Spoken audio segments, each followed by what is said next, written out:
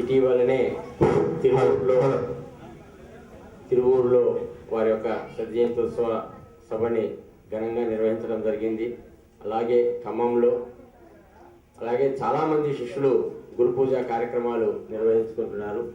ఈరోజు గురువు గారు చేత రచించబడిన శ్రీ దాశరథి పౌలస్త్యం అనే అద్భుతమైన, అది కావ్యంగా చెప్పవచ్చు, అటువంటి అద్భుతమైన పుస్తకం అప్పుడు ముద్రించడం జరగలేదు. కారణాలు తెలియదు. బహుశా ఈ శత జయంత్యోత్సవ వేడుకల్లో భాగంగా దాన్ని ముద్రించాలని గురువు గారి యొక్క ఆజ్ఞ అనుకొని వారి శిష్యులందరూ కలిసి చక్కగా ఆ పుస్తకాన్ని ఆవిష్కరణకు ఏర్పాట్లు చేశారు.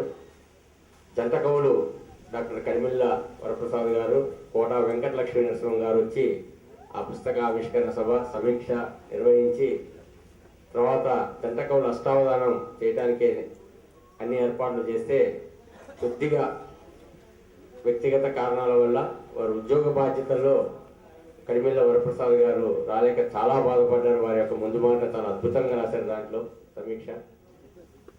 ఈ యొక్క కార్యక్రమాన్ని నిర్వహించమని మాకు ఆజ్ఞాపిస్తూ, అలాగే వారి శిష్యులైన కోట వెంకటలక్ష్మి నరసింహ గారిని వెళ్ళి ఆ కార్యక్రమాన్ని సమగ్రంగా నిర్వహించి దాని తర్వాత అష్టావధాన కార్యక్రమాన్ని కూడా నిర్వహించమని వారు కోరడం జరిగింది.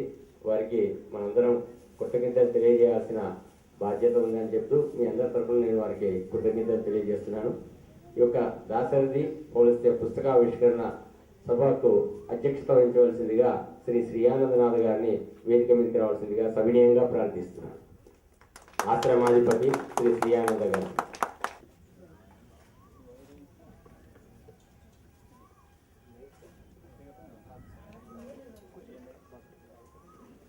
అలాగే బ్రహ్మశ్రీ కోట వెంకట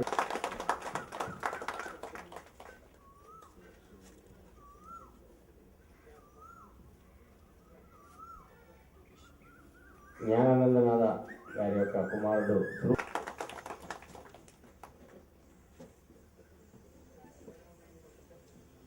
ఈ పుస్తక ఆవిష్కరణకి కావాల్సిన ఏర్పాట్లు చేయవలసిందిగా ప్రార్థిస్తూ ప్రారంభమవుతుంది. గురువు గారు ఆజ్ఞాపిస్తే శ్రీయానందనాథ్ వారు ఆ కార్యక్రమాన్ని నిర్వహిస్తారు.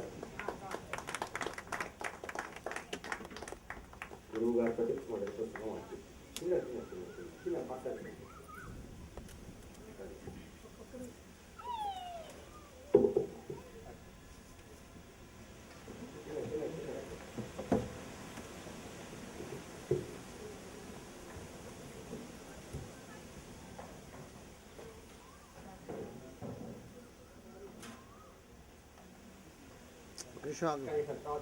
सर बाबू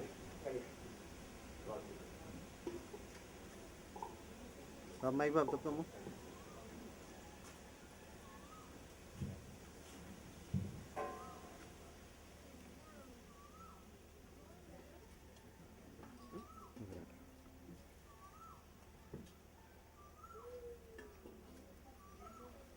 బ్రహ్మశ్రీ కోట వెంకట లక్ష్మీ నరసింహ గారిని కూడా నిర్వహించబడుతుంది. దయచేసి అందరూ నిశ్శబ్దంగా ఉన్నది. వాతావరణం చాలా అనుకూలంగా ఉంది, చక్కగా ఉంది. గురువు